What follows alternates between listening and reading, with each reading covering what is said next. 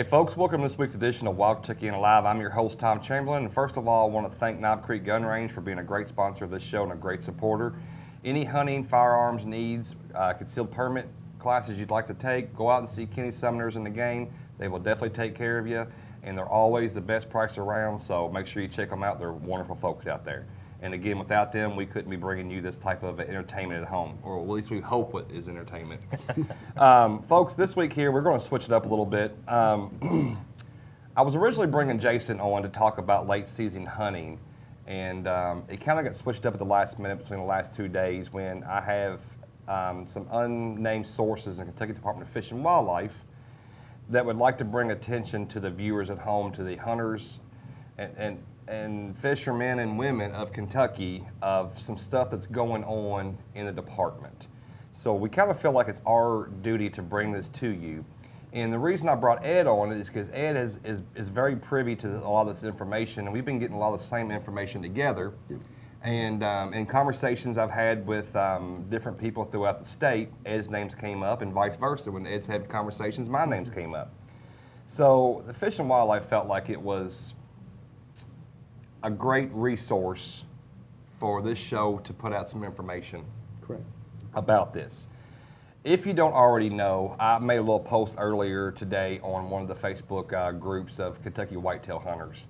And it kind of went into a little bit of detail about what was going on in the commission. Now, just to give you a little backstory, the Department of Fish and Wildlife made recommendations to the commissioners. We have 9 commissioners throughout the state. Each commissioner is in charge of a certain amount of counties in their area. They are broken up into half Republicans, half Democrats, 1 independent. So that way everybody's agenda is kind of spread out. So the Fish and Wildlife's recommendation was to keep the elk tag draw at 900 this coming up season. What 4 commissioners had decided to do was to reduce that to 700. The Fish and Wildlife's mission, I'm going to read this real quick for you all, to conserve and enhance fish and wildlife resources and provide opportunity for hunting, fishing, trapping, boating, and other wildlife-related activities. That is their mission. And I feel like the department is really true to their mission. And my opinion, and my opinion only, and others may have the same opinion I have, that some of these commissioners are not looking out for the mission of the Fish and Wildlife. So I'm going to go to the first point that they have on this agenda, and we're going to show this agenda on here a couple different times, and you'll be able to go back and check this show if you don't catch it live or catch it when it airs on YouTube and other places like that to see this agenda. Now, Tom, this is as far as special called meeting on January the 6th. Correct. Is that correct? That's correct. But before we get into that, they had a meeting, I'm not sure if it was last week, they had one last week, or early December, and one in November. December 2nd, where they were trying to push this through. Now, from my understanding, and there's some questions that I'm posing, and I hope that you take the initiative to call your commissioner to ask these same questions. And we will be posting the information for the commissioners here in a little while, so you can have the email address, a phone number, and even a regular mailing address if you chose to do that way still, to contact your commissioner and pose these questions to them. I wonder why the commissioners went against what the recommendation of the Fish and Wildlife and the biologists are. Now, Ed, what do you think is the reasoning behind that? You know, I've looked at it, and I'm still not sure. Typically, the commission goes along with what the biologists recommend. They don't go against the science. You know, which only makes sense. Yeah, well, Fish and Wildlife has done just a tremendous job with the elk restoration program. There's always been, you know, issues with it, but it's never been of any major sort. But the commission has always followed the recommendations of the biologist. And in this case, for some reason, without really any explanation at the table as to why, they just arbitrarily, I say arbitrarily, they decided to cut it from 900 to 700 tags. And here's another question I'm posing to this is, and I'm playing devil's advocate, if they are worried about the herd population, then why are they still giving 50 elk a year to Wisconsin? If that's the reasoning why they are worried, because they're going to reduce them because they want to save our herd, which the biologists have said our herd's stronger than ever. And the numbers are fantastic. And we're the strongest east of the Mississippi. And we are a pilot program that all the country is watching. and we have done a great job, and our biologists are fantastic, educated people that know what's going on. We're the model. We are the model. We're the model now. So if their concern is the herd, then why are we still giving 50 to Wisconsin? I have no idea. You know, part of it too is the biologists recommend. It was 1,000 2 years ago. Last year it went to 900. Now it's been 900 for 2 years, and now they're going to 700. But that's the amount of elk that the biologists say that can be taken without any kind of negative impact. Sure.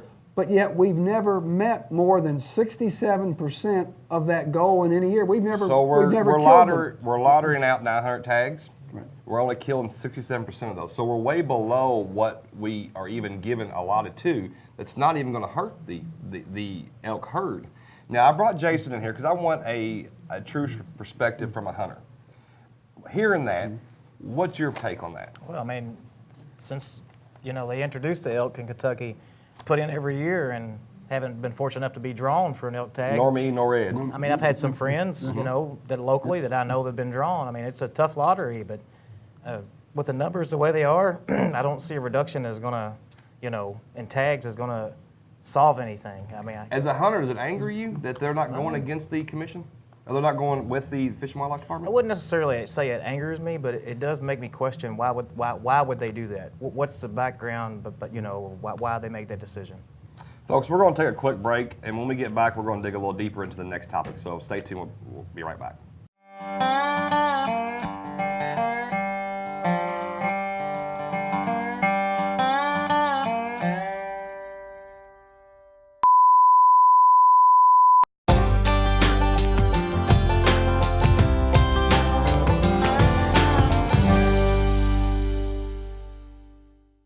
Welcome back, folks. You're watching Wild Kentuckiana Live. I'm your host, Tom Chamberlain. With me, I have Jason McKinley and Ed Morris, and we're discussing some of the topics that are going on in Frankfort with the Commission and the Fish and Wildlife.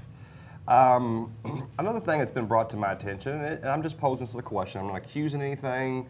I'm just posing as a question because it's brought to my attention. I'm kind of curious the answer too, and kind of curious of what you all think about it. It's supply and demand.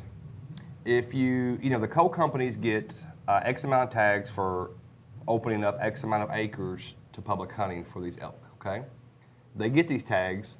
They're transferable, so they can do whatever they want to with them. Correct.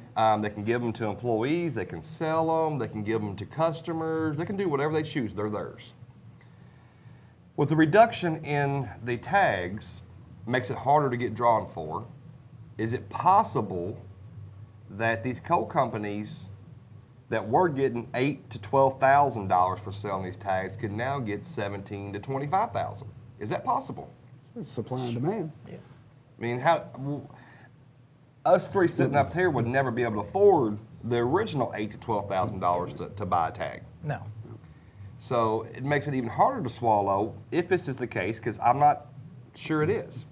It was just a question posed to me, so I'm posing it to the public. Yeah.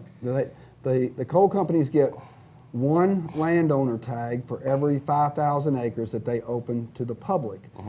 For smaller property owners who don't have 5,000 acres, if they want to open it up, they're on a points system. Sure. And after so many bulls are harvested on theirs, then they earn a tag. And it's not just coal companies, it's also timber companies in that area too. Correct. So I'm not trying to single out the coal companies by any means, because it's timber companies also. Now, I guess the big question is, and I really would I have sent emails to the 4 commissioners that I have seen or heard the most about, which would be Rusty Gaylor here in the 3rd District, Jimmy Bevins, Paul Horn, and Frank Williams. I have sent emails asking questions to all 4 of them.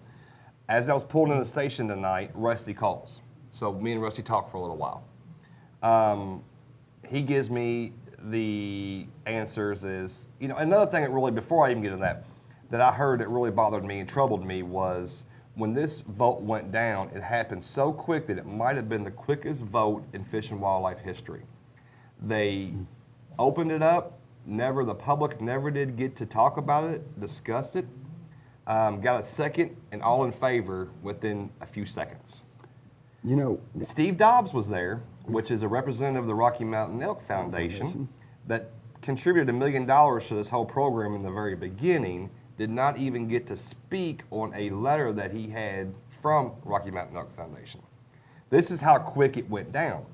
And it makes me wonder, just wondering, just proposing a question, could this have happened all behind closed doors before they got there? A reasonable citizen could see that.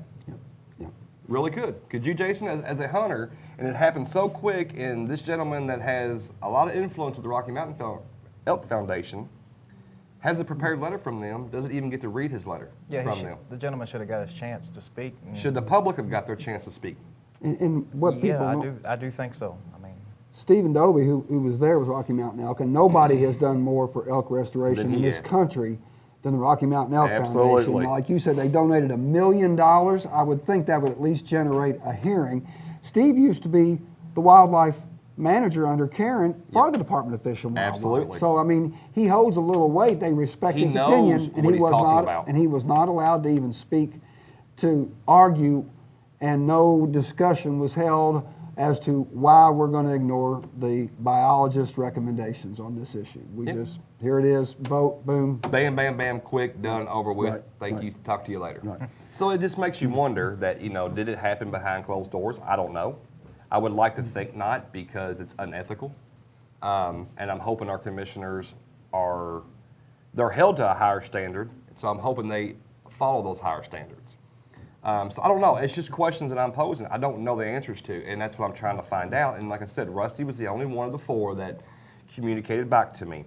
And he assured me on his end there was nothing shady or anything that was done. And I respect Rusty, and I explained to him this is not a witch hunt on Rusty. This is all business. I feel like that when I have a certain amount of people come to me and asking these questions, that's my right as, for one, a state citizen, a hunter, and then having this show to try to find answers for them. Because when I have viewers contacting me and saying, hey, can you look into this for me? This is what I'm hearing, this is what I'm seeing. I got an email, which you were copied on too, from the League of Department of Fish, or the Kentucky League of Sportsmen, and it said, have you seen this? And I'd already seen it. You'd already responded, already seen it. So there's a lot of concern in our state about this and how this whole thing went down. And it very well may have been on the up and up. Very well may have been. But perception is it was not. Yeah, and and Tom, when we come back, this doesn't only impact hunters. No, it impacts cities. And we'll go through economic development, economic impact is huge in eastern Kentucky, where it's needed the most in our state. And what we're doing is depriving our citizens and our taxpayers in eastern Kentucky from the right to have a fair life down there. And we're doing that. And you think 200 elk tags is not a big deal?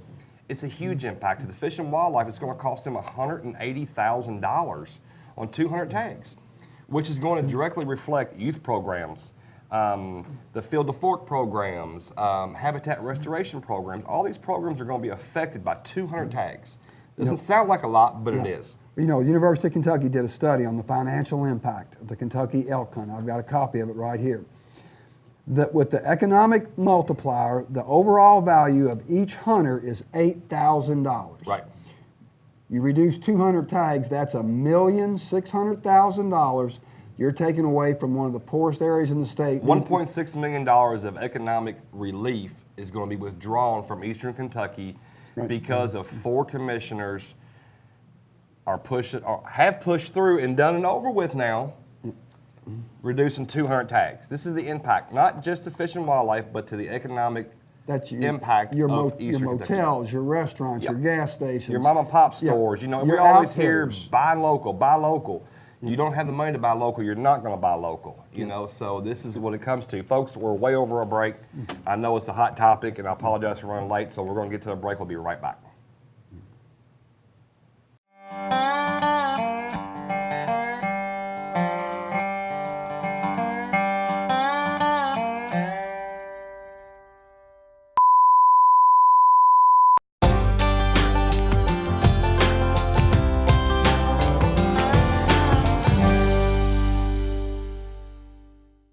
Hey folks, welcome back to Wild Kentuckiana Live. I'm your host, Tom Chamberlain, and we're on a really hot topic right now, and it's really I feel like an investigative journalist right now because I've been on the phone for 2 days. I kind of feel like Eric Flack from Wave 3. You know, he's all over it stuff. But we're kind of digging into some issues now. Ed, and during the break, was bringing up a good point. Ed, read me those numbers back again on the how many people put in. This past year, that was almost 74,800 people At $10 applied apiece. At $10 apiece. $750,000. 4 years ago, there was 38,000. Now, part of that is because you can now apply for four. Sure. So the number of people may not have increased quite that much, but it's a $750,000 a year bonus. Now, you have some statistics that shows why people are not renewing or are not put in the lottery year after year. But each year, the number of people has gone down. You can apply for more, but the number has gone down. So they did a survey. Why? They went back over 3 years and sent surveys out to people who dropped out. Why did you drop out? The odds of being drawn were too low, 58%. Well, now you've just made those odds even worse by taking 200 out. Got tired of applying and not being drawn was 40%. Other people getting drawn multiple times, 29%, which they're trying to address that, I understand.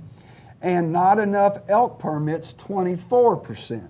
So if you take the odds of being drawn too low and not enough elk permits, 24%, you're up over 80% of the people who don't come back and generate revenue for the department don't come back because of the amount of permits that are being issued and the odds of This getting is a it. loss of revenue for the Department of Fish and Wildlife. And keep in mind, folks, they do not take $1 from the general fund. Nothing. Right. It all is generated from your tags, your license, your boat registrations. All that is how they get their budget. So, again, 200 tags doesn't seem like a lot or a lot to worry about, but the impact for economic in eastern Kentucky, along with the loss of revenue for the Department of Fish and Wildlife, and those numbers that Ed just read are going to increase, is very harming to our department. You know, Tom, part of We it- have, I'm sorry, I didn't mean to cut you off, but we have the strongest fish and wildlife in the country for a reason. When we go hunt these other states, how many wardens say, gosh, I wish I was Kentucky? Heard it we many hear it every times. time we go. Yeah. Because our guys are doing a phenomenal job. Our commissioners are tying their hands. And we got to figure out why they're doing this, what's the motivation behind this, because all they're doing is harming. You've got to work with the department, not against them. And why now? Why rush it through right this second? You know, part of what I've been hearing, and I don't know how much merit is some of this pressure to increase the herd, and they think reducing the tags is going to have a big impact, which we know from the model, from the biologists, it doesn't have much impact at all. Very Little impact. Is through the tourism department. A lot of people went over in eastern Kentucky and they built motels and they bought tour buses. Yep, for elk viewing. For elk viewing.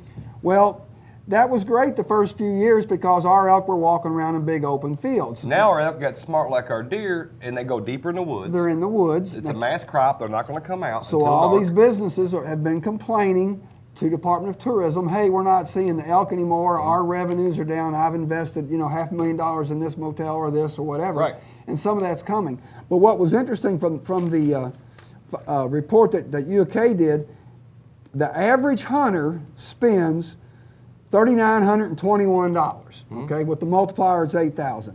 The average tourist spends $353. So who should we be focused on, the tourist or the people that are actually spending the most That's money right. in That's right. hunting and Yeah. fishing? Yeah.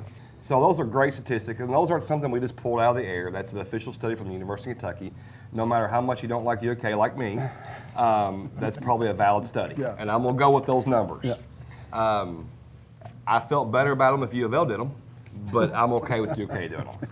So, folks, just keep in mind we're going to take one more break, and we're going to come back and talk about something that really, really bugs Ed a lot, and it bugs me, is the wanton waste regulation for elk, deer, and bear. Yes. It's very concerning, so folks, stay tuned. You don't want to miss this. And keep in mind, next week, we're not done here. This is the tip of the iceberg. Next week, I will be on Jim Strader's radio show for 2 hours discussing this whole topic again. And Jim's so fired up right now, he's spitting nails. So, folks, stay tuned. We'll be right back.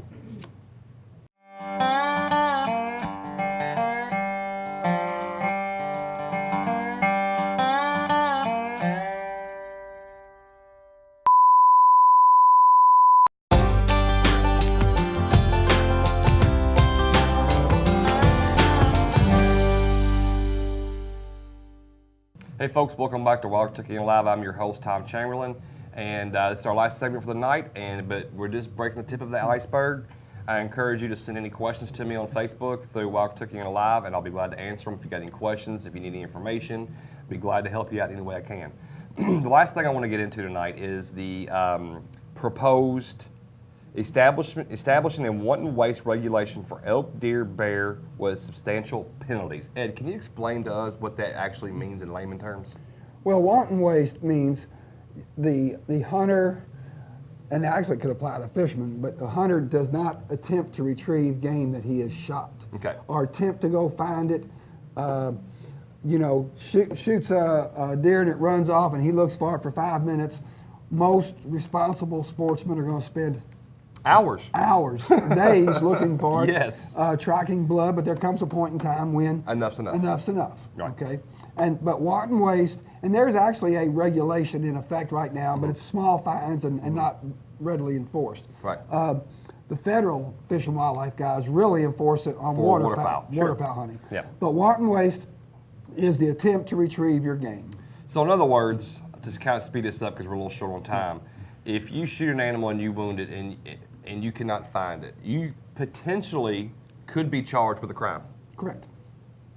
Now, how does that make you feel, Jason, as a avid hunter, that we've all have shot animals and could not find? And it's not by lack of trying, it's the fact that, like Ed said, you run out of blood. Yeah. You know, I don't care if you practice every single day, 5 hours a day, the whole year, you're still possibly going to make a bad shot. Yeah, most hunters are ethical hunters, and, Yes. and if you hunt, it's going to happen in your career. I mean, Yeah. you know, it's just It happened to me this year. We hate it, you know. I mean, we hate it that it happens, but to try to penalize somebody for doing something, you know, that happening, it's hunting. Right. How can you penalize somebody for that? It's not a guaranteed. No, that's why they call it hunting. Right. You know, it's not getting. Yeah. You know, I can understand if they go and a guy shoots a deer and he cuts the back straps out of it Oh, and leaves the carcass let's laying hang there. him. I'm okay with that. Lock him up. Yep. That's fine. But I see this more as an enforcement nightmare Well, and I asked for the conservation officers. How are they going to enforce? Well, I didn't look for it long enough. Well, who says I didn't look for it long enough? What's long enough? Is Yeah, it, is it is it 1 2 hour? hours? Yeah. 5 hours? Is it 2 days? Yeah. What is long enough? And law enforcement has their hands full with everything else going on. They're short-handed. They work their tails off and do the best they possibly can. It's hard for them to control trespassers on property. How are they going to try to enforce this? Did they go to the law enforcement division and ask their input? Did they? If they did, it wouldn't be on this agenda. No. In my opinion, they wouldn't be doing this. Well, and it goes to the next little item that ties to this, Tom, and that is if you wound under these regulations that they go through, if you wound an elk, your hunt's over. Yeah, absolutely done. You're done. You cannot, if you don't find it, tough. Your hunt is over, and you can lose your hunting licenses permanently if they prove that. Well, how do I know for sure that I shot it if there's no blood, no fur? Yeah, how many whatever? times have you shot an animal, and for instance a deer, and you don't find blood for 200 or 300 or 400 yards? It happens. Yeah. You know, and so if the guide you're with or your buddy you're with, you don't find no blood, your elk hunt is done. It's a once in a lifetime probably opportunity to get drawn. Yep. For sure. The last thing you want to do is not retrieve your elk to show your buddies and just eat that wonderful meat that they have anyway, and then all of a sudden your hunt's over, and they could charge you. Yep. So folks, I encourage you to call your commissioners, tell them how you feel about these topics. I'll be on Jim Strader next Sunday night on WHAS AM, 790 AM. 840. I'm sorry, 840. I was thinking sports radio. 840 AM. Talking about this again. So please tune into there. We're going to go a little more in depth. We have 2 hours with Jim to discuss this, and we're going to cover all the bases total. Come to the commission meeting on the 6th. The 6th. Everybody needs to be standing room only. I am bringing a TV crew from the station here to shoot it from there and to ask all the hard questions. I'm probably going to make a few enemies up there, but I'm going to do what I can to get the answers that you all want. And I feel like it's my responsibility as a hunter and as the host of the show to get what you all need, the answers. And that's what I'm going to do. And if I make an enemy along the way, it ain't the first one. So, you know, it is what it is. But January 6th, Fish and Wildlife Headquarters, Commission Room, 8:30 a.m. please try to be there as much as possible. We need everybody's support. Call your commissioners. Look on the website. It'll show the commissioner's name. Folks, you're watching Wild Turkey Live. We'll see you next week.